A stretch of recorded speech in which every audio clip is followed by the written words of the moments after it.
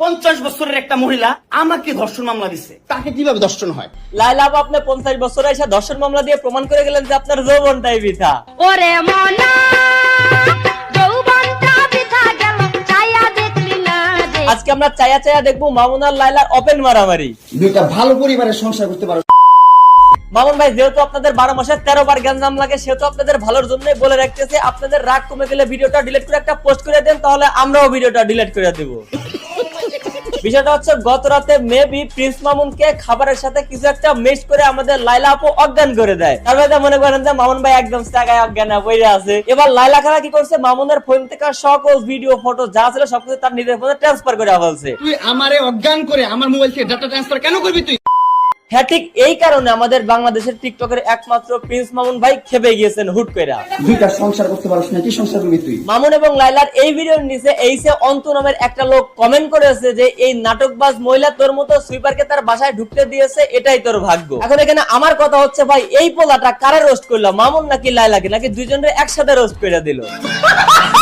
কবুতর যেমন 12 মাসের 13 জোড়া বাচ্চা দেয়, ঠিক তেমনই এই কাপড় 12 মাসের 13 বার গ্যাঞ্জাম লাগায় নতুন নতুন টপিকে। একটা জিনিস আপনারা খেয়াল করলে দেখতে পারবেন যে এরা প্রতিবার গ্যাঞ্জামের নতুন নতুন টপিক নিয়ে আসে। এখন যে টপিকে গ্যাঞ্জাম করতেছে, পূর্বে সেই টপিক কিন্তু আগের গ্যাঞ্জামে ছিল না।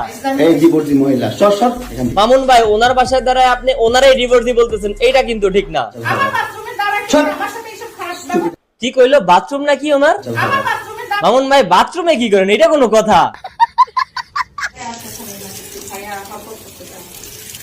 এই হচ্ছে অবস্থা, বাসায় ডাইকাই না, পোলা বাইন ডাকে, মানুষ ডাকে, মোবাইল থেকে ডাটা ট্রান্সফার করে।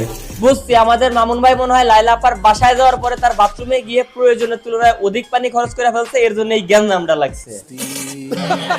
তোর বাসায় আমি আসতে চাইছি কখনো? তুই আনবি কেন তোর বাসায় আমাকে? তুই আমার মোবাইল থেকে আমার ডাটা ট্রান্সফার কেন করবি তুই? আমরা ভারতের স্টার জলসা এবং জি বাংলা যে সিরিয়াল গুলো দেখতাম, মনে করেন এইগুলো এমনই একটা সিরিয়াল। পার্থক্যটা শুধু স্টার জলসার জি বাংলা সিরিয়াল গুলো প্রতিদিন নতুন নতুন এপিসোড পাইতাম, আর এই কাপলদের এপিসোড পাচ্ছি মাসে একটা, মানে এনার একটি এক্সপেন্সিভ, যার জন্য মাসে একটা করে পাওয়া যাচ্ছে আর কি এপিসোড। মামুন এবং লাইলা কারো পক্ষে এবং বিপক্ষ নিয়ে কথা বলতে চাই না, ছোটখাটো এরকম সমস্যা কিন্তু সবার ফ্যামিলিতেই থাকে, কিন্তু তাদের সমস্যাগুলো রীতিমতো মিডিয়াতে আসে, আর যার কারণে মিডিয়ার একজন ব্যক্তি হিসেবে গঠনমূলক আলোচনা তো করতেই পারি, তবে সেটা নিশ্চিত থাকেন মামুন কিংবা লাইলা কারো পক্ষে এবং বিপক্ষেই নয়। সঠিক বলেছেন। এনাদের যে সাধারণ অডিয়েন্স আছে, তারা প্রতিনিয়তই বলে থাকে যে এগুলো হচ্ছে তাদের সাধারণ নাটক, ভিউ পাওয়ার জন্য, কিন্তু আমি অন্তত বলবো এইরকম কার্যকলাপ দেখার পরে এইরকম একটা পরিস্থিতিকে আমি নাটক বলে কখনোই মনে করি না। তোকে কিভাবে ধর্ষণ হয়? সেটা তুই কোর্টে যে প্রমাণ করিস। কোর্ট তো তোর কি না, তোর বাপের না কোর্ট? তবে মামুনের এই পরিস্থিতির জন্য আমার কাছে ব্যক্তিগতভাবে মনে হয় মামুন নিজেই দায়ী, কারণ মামুন সবকিছু জানা এবং বোঝার পরেও এবং